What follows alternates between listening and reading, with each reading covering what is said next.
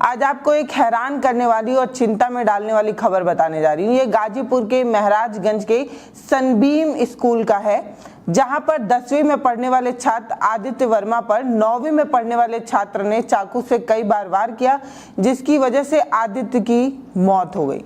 बड़ी चिंता की बात है, क्योंकि हमारे और आप सभी के बच्चे कहीं ना कहीं स्कूलों में जाते हैं और स्कूल भेज देने के बाद हम कहीं ना कहीं निश्चिंत रहते हैं। लेकिन अब एक पेरेंट्स के रूप में चिंता इसलिए बढ़ गई है क्योंकि बच्चे स्कूल कैंपस में भी सुरक्षित नहीं है। दूसरों से नहीं, आपस में दो गुट लड़ रहे हैं और इस लड़ाई में जान तक चली जा रही है। आदित्य वर्मा, जिसकी उम्र महज 14 साल थी, और उससे भी छोटा 9वीं में पढ़ने वाला एक लड़का उस पर चाकू से कई बार वार करता है। पोस्टमार्टम में 4 बार आदित्य वर्मा पर चोट लगने के निशान हैं, सिर पर, कमर पर, पेट पर। ये जो सारे निशान हैं जो पोस्टमार्टम से सामने आए हैं, इससे ये पता चलता है कि जो दूसरा लड़का जिसने वार किया है वो सोच समझ कर आया था। उसने पूरी तैयारी की थी, पूरी प्लानिंग की थी, क्योंकि 15 अगस्त के बाद लगातार 3 दिन तक स्कूल बंद रहा, तो उसको पूरा टाइम मिला कि कैसे करेंगे, क्या करेंगे। स्कूल कैंपस इस पूरी घटना को सिर्फ संयोग बताने में लगा है, क्योंकि स्कूल कैंपस की तरफ से ये दलील दी जा रही है कि हमारे स्कूल में 100 सीसीटीवी कैमरे लगे हुए हैं, हर जगह से निगरानी होती है।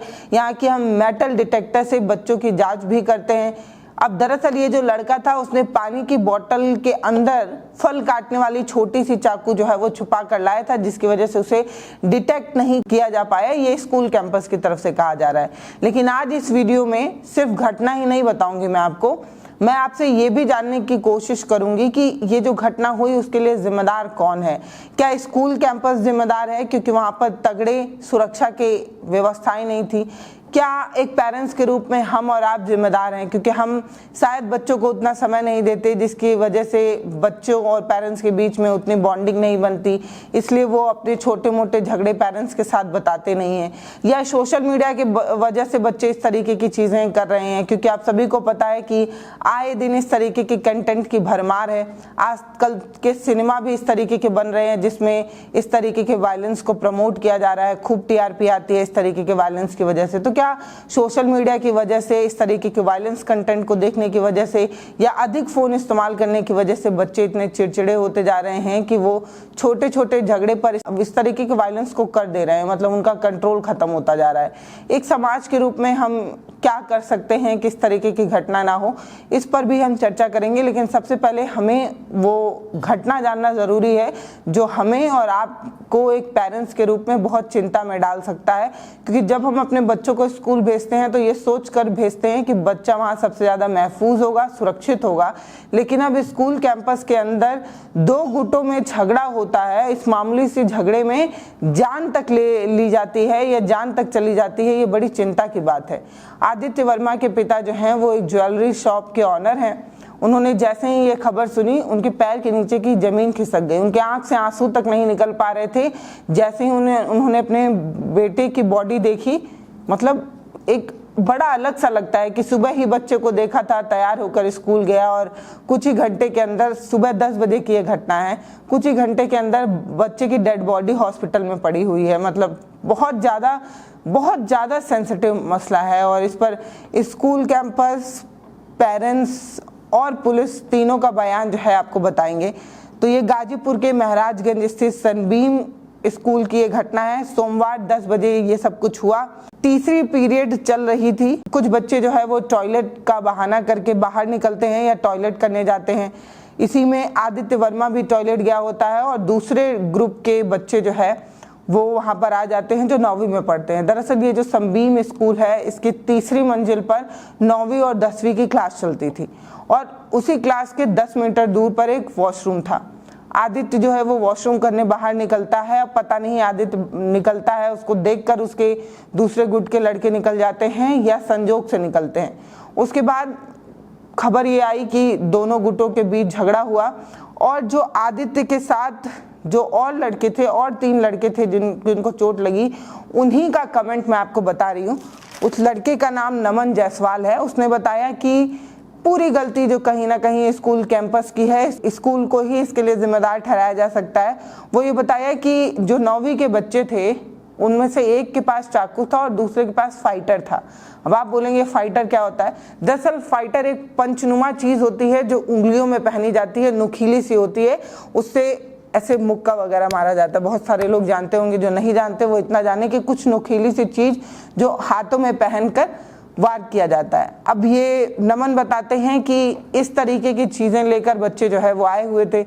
अब इस सारी चीजों पर स्कूल कैंपस का ये कहना है कि जांच तो रोज ही होती है, क्योंकि 3 दिन बाद स्कूल खुला था, बड़ा प्रेशर था। हमने सोचा था कि दोपहर के टाइम में सारे बच्चों के बैग चेक किए जाएंगे, लेकिन किसे क्या पता था कि इतनी बड़ी घटना को अंजाम दिया जाएगा।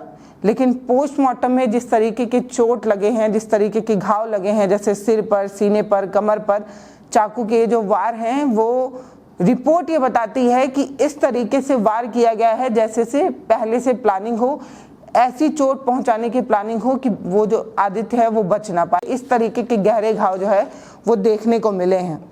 जिला अस्पताल के इमरजेंसी विभाग में डॉक्टर हैं, उन्होंने बताया कि दरअसल 3 बच्चे वहां पर आए थे, जिसमें से एक बच्चा जो हॉस्पिटल पहुंचा था वो ऑन डेड ही पहुंचा था, तो पहले की तो मौत ही हो गई थी। शेष 2 बच्चे जो है वो घायल थे, एक के हाथ में चोट लगा था, दूसरे के जांघ में चोट लगा था। दोनों की स्थिति अभी खतरे से बाहर है और उन्हें वार्ड में शिफ्ट कर दिया गया। ये वो 2 बच्चे थे जो आदित्य को बचाने के लिए वो 9वीं ग्रुप के बच्चों से लड़ने या आदित्य को बचाने के लिए बचाव में गए थे, और इस बचाव में भी इन दोनों को जो है वो चोट लग गई। एक नमन और दूसरा अभिनव। अभिनव ने भी कहीं ना कहीं स्कूल कैंपस को ही घेरे में लेते हुए कहा कि स्कूल कैंपस में सारे टीचरों को इस बात की जानकारी थी कि 2 गुटों के बीच मनभेद है, कई बार लड़ाइयाँ भी हुई, बाहर भी लड़ाइयाँ हुई हैं, स्कूल के गेट के बाहर भी लड़ाइयाँ हुई हैं, और स्कूल में टीचर इन सब चीज़ों को देखकर अनदेखा करते रहे। किसी ने क्या ही सोचा था कि ये छोटे मोटे झगड़े एक दिन इतना बड़ी घटना को अंजाम दे देंगे। मैं आपको बताऊं कि जब स्टाफ को ये पता चला कि लड़ाई हो रही है, तब फटाक से स्टाफ जो है वहाँ पहुँचा, लेकिन जब तक स्टाफ वहाँ पहुँचता तब तक कई सारे बच्चे चोटिल हो चुके थे और अभिनव की हालत बहुत ज़्यादा गंभीर थी, उसके शरीर से बहुत ज़्यादा खून निकल रहा था। तो स्कूल स्टाफ ने एम्बुलेंस बुलाकर सरकारी अस्पताल ले जाया गया, और वहां पर जाते ही आदित्य को जो है वो डेड घोषित कर दिया गया। और स्कूल के ही तरफ से जो है वो पेरेंट्स को फ़ोन किया गया। पेरेंट्स जब हॉस्पिटल पहुंचे तो माँ ने जैसे ही बच्चे की बॉडी देखी वो कांपने लगी, रो रो कर इतना बुरा हाल हो गया कि चीख चीख कर स्कूल कैंपस के लोगों पर, स्कूल प्रबंधन पर जो है वो सवाल खड़ा करने लगी कि आखिर मेरे बच्चे की क्या गुनाह था, इतनी महंगी फीस हम देते हैं, इतनी सारी चीज़ें हम आपकी करते हैं, हर डिमांड हम पूरी करते हैं, इसके बावजूद भी मेरे बच्चे की जान क्यों ले ली। इस तरीके के आरोप वो लगाती हैं और सीधे सीधे स्कूल प्रबंधन को ही जो है वो सवालों के घेरे में लेते हुए कहती हैं कि सिर्फ महंगी फीस लेने की जिम्मेदारी स्कूल कैंपस की है क्या? मेरा बच्चा जो बेगुनाह था उसकी जान क्यों ली गई, क्यों ली गई, क्यों ली गई, ये कहते हुए माँ जो है वो चीखती रहती है। अब पुलिस जो है वो तुरंत ही मौके पर पहुंचती है, छानबीन करती है, स्कूल वालों से पूछताछ करती है, सीसीटीवी फुटेज देखती है और सीसीटीवी फुटेज को जो है वो जब्त भी कर लेती है। और पुलिस की तरफ से ही स्कूल प्रबंधन से पूछताछ के समय ही ये बात सामने आई थी कि पानी की बोतल में जो है वो लड़का छोटा चाकू छुपा कर लाया था। रोज बैग चेक होता है, लेकिन उस दिन इसलिए नहीं हुआ क्योंकि 3 दिन बाद स्कूल खुला था, तो पहले पढ़ाई का प्रेशर था। पुलिस ये कहती है कि हम छानबीन कर रहे हैं, लेकिन अभी तक ये नहीं पता चल पाया है कि 9वीं और 10वीं के इन छात्रों के बीच विवाद किस बात को लेकर हुआ। और अभी तो स्कूल को 2 दिन के लिए जो है वो बंद कर दिया गया है, पर पुलिस वाले ये कह रहे हैं कि क्योंकि 2 दिन की छुट्टी थी, इसलिए 2 दिन की ये छुट्टी जो है वो कहीं ना कहीं प्लानिंग करने का मौका दे दी 9वीं के इन छात्रों को, और तब इसने इस तरीके की चीज़ें की हैं।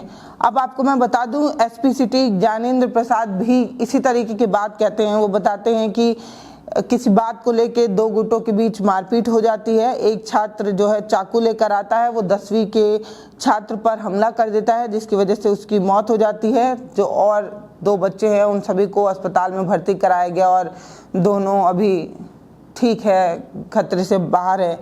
अब वो ये कहते हैं कि हम बहुत सारे बच्चों से बयान लिखवा रहे हैं, बहुत सारे बच्चों से बातचीत कर रहे हैं, क्योंकि उस समय वॉशरूम में और भी बच्चे थे। सभी से बात जारी है और स्कूल प्रबंधन का भी बयान जो है वो लिया जा रहा है। इस तरीके की बातें कही जा रही हैं, लेकिन ये पूरी घटना जो गाजीपुर के संबीम स्कूल में हुई, ये स्कूल अच्छा है, महंगा है।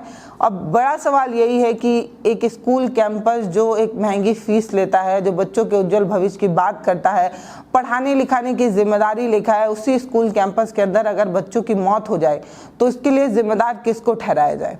अब जो मारा वो भी नाबालिग था, जो मरा वो भी नाबालिग था। अब जिस तरीके की चीज़ें हुई तो क्यों हुई, और अगर हुई तो इसके लिए किसको जिम्मेदार ठहराया जाए। स्कूल प्रबंधन को तो स्कूल प्रबंधन पहले ही हाथ खड़े कर ले रहा है। वो कह रहा है कि हमने तो सुरक्षा की सारी व्यवस्थाएं की हुई थी, एक छोटी सी मानवीय भूल की वजह से ये सारी चीज़ें हुई, इसके लिए स्कूल को जिम्मेदार नहीं ठहराया जा सकता। ये सारी चीज़ें, स्कूल बीच बचाव की कोशिश में लगा हुआ है, बहुत सारे बच्चों को ना बोलने के लिए डरा भी रहा है, धमका भी रहा है, और बहुत सारे बच्चों को ये भी कह रहा है कि चुप रहो। तो ये जो स्कूल है जिसमें आदित्य वर्मा की मौत हुई, उस स्कूल को जिम्मेदार ठहराया जाए या नहीं, ये स्कूल प्रशासन की लापरवाही है या नहीं, ये तो जांच के बाद ही जो है वो सामने आएगा। फिलहाल जो उनके पिता हैं आदित्य वर्मा के, शिवाजी वर्मा, वो उन्होंने पुलिस में शिकायत दर्ज की और 9th B के बच्चों पर जो है 2 बच्चों पर चाकू से मारने का जो है वो बात कही, और उन्हीं के कहने पर जो है वो FIR दर्ज कर ली गई है, मुकदमा दर्ज कर लिया है। शहर कोतवाली के दीनदयाल पांडे हैं, उन्होंने ये पूरी जानकारी दी है कि आदित्य के पिता की तहरीर पर जो है वो कोतवाली पुलिस में मुकदमा दर्ज कर लिया है। पुलिस जांच कर रही है, पुलिस खोजने की कोशिश कर रही है कि गलती किसकी है। हमने आपको पूरी घटना बताई, थोड़ा ठहर कर आप बताइए कि आप किसको जिम्मेदार मानेंगे। क्या उस स्कूल कैंपस को जिम्मेदार मानेंगे? तो बताइए कि एक स्कूल कैंपस में एक टीचर या प्रबंधन कितनी छानबीन कर सकता है, कितनी देखरेख कर सकता है, कैसे पता लगा सकता है कि किसी के छात्र के दिमाग में क्या चल रहा है। कोई जूते में छुपा कर ला सकता है, कोई किसी और तरीके से छुपा कर ला सकता है। किसी बच्चे को मेटल लाने से थोड़ी रोका जा सकता है, वो कोई ना कोई तरीका तो निकाल ही लेगा। तो स्कूल कैंपस जिम्मेदार है या बच्चे जिम्मेदार हैं जो इस तरीके के वायलेंट कंटेंट को देख देख कर वायलेंट होते जा रहे हैं? मतलब ऐसा क्यों हो रहा है? हमने भी अपना बचपना देखा था, हमारे यहाँ भी 2 गुटों में बच्चों में विवाद हुआ करता था, कई बार मारा पीटी तक भी नौबत आती थी, लेकिन इस तरीके की घटना तो कभी नहीं हुई। स्कूल में इस तरीके के बवाल तो कभी नहीं हुए। तो फिर इस तरीके की चीज़ें आजकल के बच्चों में क्यों हो रही हैं और इसे रोकने के लिए क्या करना चाहिए? आप जो भी सुझाव देना चाहें वो कमेंट सेक्शन में लिखकर हमें ज़रूर बताइएगा। वीडियो को शेयर करिए, चैनल को सब्सक्राइब करिए। बहुत धन्यवाद।